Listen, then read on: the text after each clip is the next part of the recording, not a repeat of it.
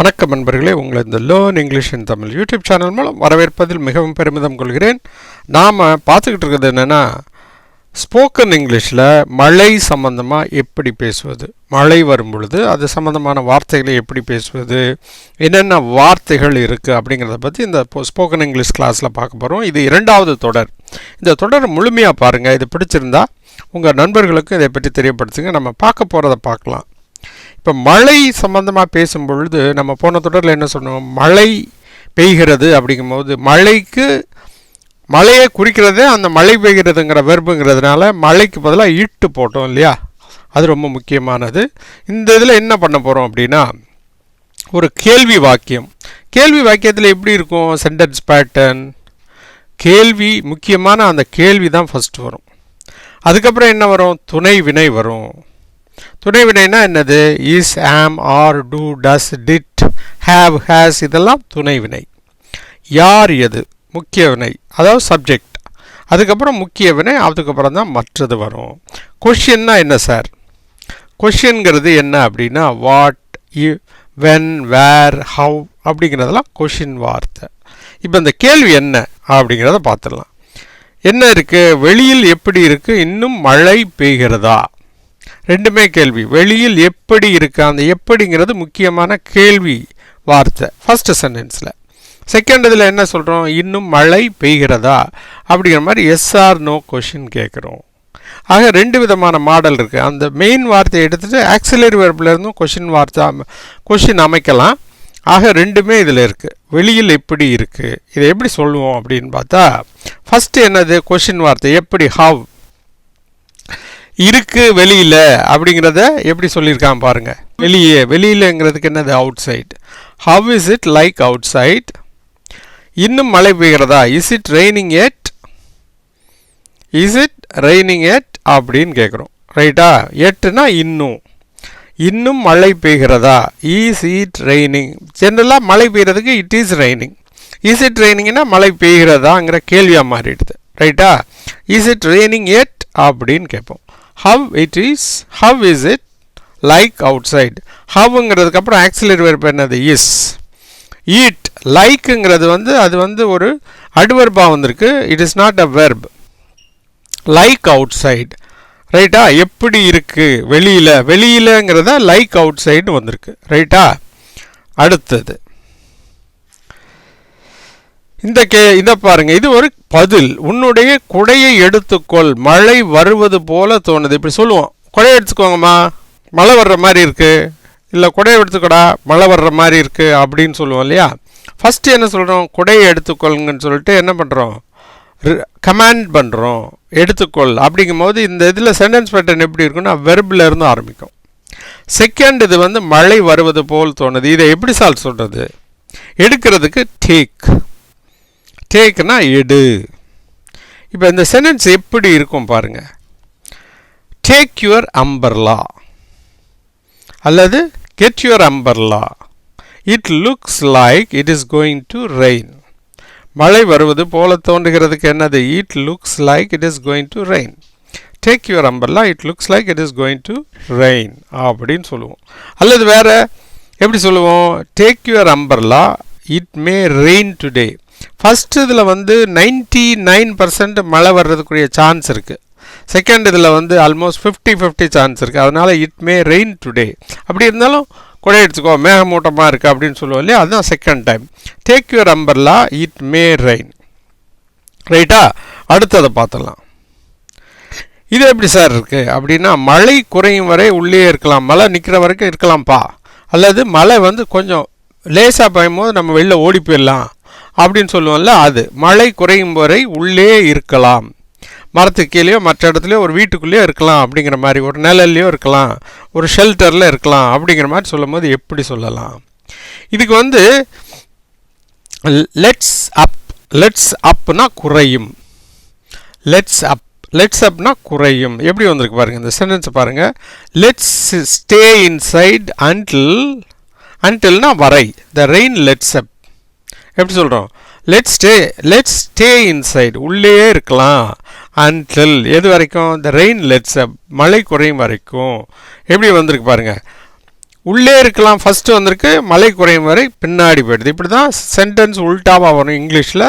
தமிழில் இருக்கிறது அப்படியே உல்டாவாக வருங்கிறத நான் ஏற்கனவே ஒரு வீடியோவிலும் சொல்லிட்டு வர்றேன். Let's stay inside until the rain lets up. அடுத்தது அதில் என்ன சொன்னோம், மழை குறையும் வரைன்னு சொல்கிறோம். இந்த இடத்துல என்ன சொல்ல போகிறோம் பாருங்கள், மழை விடும் வரை உள்ளே இருக்கலாம், மழை நின்னாதான் வெளில போவோம் அப்படிங்கிறது. நிற்கிறதுனா ஸ்டாப். இதை எப்படி சொல்லலாம் அப்படின்னு பாருங்கள். Let's stay inside until the rain stops. ரைட்டா, அந்த சைடு என்ன சொன்னோம், ரெயின் லெட்ஸ் அப் அப்படின்னு சொன்னோம். ரெயின் நிற்கிற வரைக்கும் இல்லை, குறையிற வரைக்கும். இங்கே ரெயின் நிற்கிற வரைக்கும் இப்படியும் சொல்லலாம். இதுவும் புரியும்னு நினைக்கிறேன் உங்களுக்கு. அடுத்ததை பாருங்கள். அடுத்தது என்ன, let's stay inside until it stops raining அப்படின்னு சொல்லலாம். ஃபஸ்ட்டு எப்படி சொன்னோம், அன்டில் இட் ரெயின் ஸ்டாப்ஸ். என்ன சொன்னோம், let's stay inside until the rain stops அப்படின்னு சொன்னோம். அடுத்து எப்படி சொல்கிறோம் பாருங்க, let's stay inside until it stops raining அப்படின்னு சொல்லலாம். இப்படியும் சொல்லலாம், அப்படியும் சொல்லலாம். ரெண்டுக்கும் வித்தியாசம் ஒன்றும் இல்லை, ரெண்டுமே ஒன்று தான். அடுத்து ஒரு சில உதாரணங்களை பார்த்துடலாம். இதை பாருங்கள். இதில் எப்படி இருக்குது, கனமழையால் பள்ளிகள் மூடப்பட்டுள்ளது. எது பள்ளிகள், அப்போ சப்ஜெக்ட் அதுதான். மூடப்பட்டுள்ளது வெர்பு. எதால், கனமழையால். அது மற்றது. 1 2 3 எப்படி மாறிடுது, 2 3 1 மாறிடும். இது எப்படி மாறுதுன்னு பாருங்கள். லைன் மழையால் அப்படிங்கிறதுக்கு டியூ டு லைன்.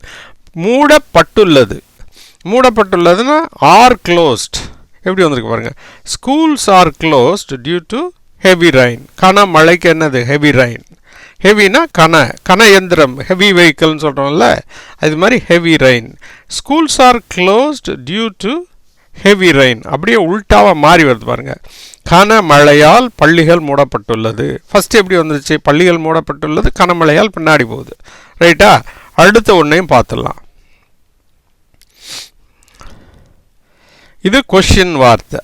மழை வந்தால் நம்ம என்ன செய்வது, மழை வந்தால் நம்ம என்ன செய்கிறது அப்படின்னு கேட்போம் இல்லையா. அந்த மாதிரி கேட்கும் பொழுது எப்படி சொல்கிறது, என்ன செய்வதுங்கிறது ஷால் டூ. மழை வந்தால் என்னங்கிறது தான் கேள்வி வார்த்தை.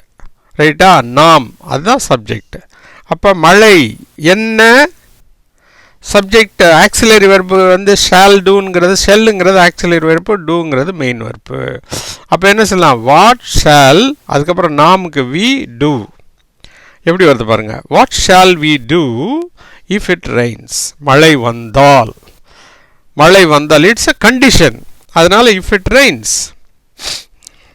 What shall we do if we don't get a room. Room கிடைக்கலன்னா அப்படிங்கிற மாதிரி சொல்கிறோம்ல. What shall we do if it rains, condition. மழை வந்தால் அந்த கண்டிஷனில் நாம் என்ன செய்வது அப்படிங்கிறத இப்படி சொல்லலாம். ரைட்டா, இன்னும் சில வார்த்தைகளையும் பார்த்துடலாம். இதெல்லாம் நம்ம பொதுவாக பேச்சு வழக்கில் உபயோகப்படுத்தக்கூடிய வாக்கியங்கள். தெருக்கள் மழை நீரால், மழை தண்ணீரால் அல்லது மழை நீரால் நிரம்பி வழிகிறது. பாருங்கள், காருக்குள்ளே போகிற அளவுக்கு தண்ணி இருக்குது தெருக்கல்ல. ரைட்டா, இதை எப்படி சொல்கிறது, நிரம்பி வழிகிறது அப்படின்னா ஆர் ஃப்ளட்டட், ஆர் ஃப்ளட்டட்.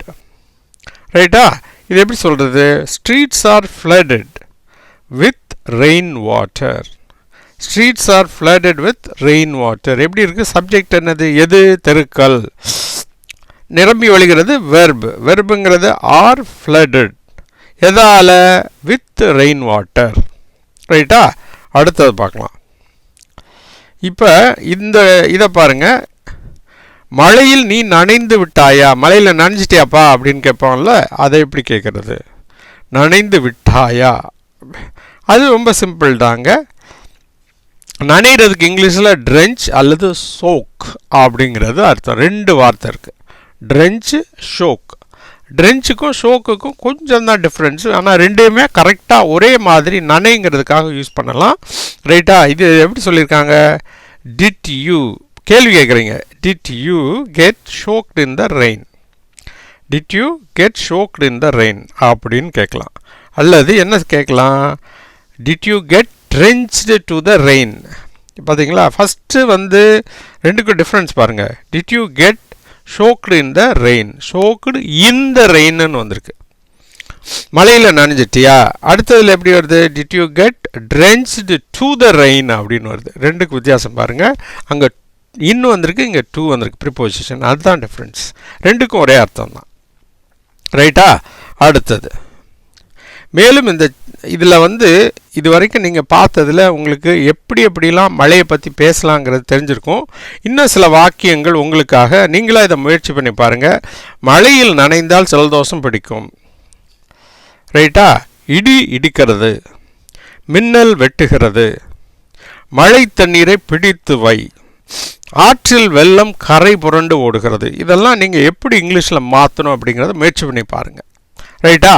அது சரியாக தவறாங்கிறத நான் உங்களுக்கு விளக்குவதற்கு ரெடியாக இருக்கேன். மேலும் இந்த சேனலின் பயன் உங்கள் வீட்டு பக்கத்தில் தமிழ் வழியில் படிக்கும் மாணவ மாணவிகள், கல்லூரி அன்பர்கள், ஆங்கிலத்தை எழுத படிக்க விரும்பும் தமிழ் அன்பர்கள் இருந்தால் இந்த சேனலை பற்றி எடுத்து சொல்லுங்கள். இந்த சேனலை நீங்கள் சப்ஸ்கிரைப் பண்ணலைன்னா ப்ளீஸ் சப்ஸ்கிரைப் பண்ணுங்கள்.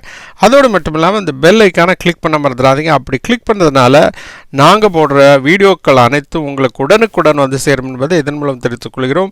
மேலும் இந்த சேனலின் பயன் உலகம் முழுமைக்கும் உள்ள தமிழ் பேசும் நமது சொந்தங்களுக்கு சென்றடைய அந்த சேனலை பற்றிய விவரங்களை வாட்ஸ்அப்பிலோ அல்லது ஃபேஸ்புக்கிலோ ஷேர் பண்ணுங்கள் என்றும் தாழ்மையுடன் கேட்டுக்கொள்கிறேன். நண்பர்களே, நன்றி, வணக்கம். மீண்டும் சந்திப்போம் அடுத்த ஒரு புதிய தொடரில்.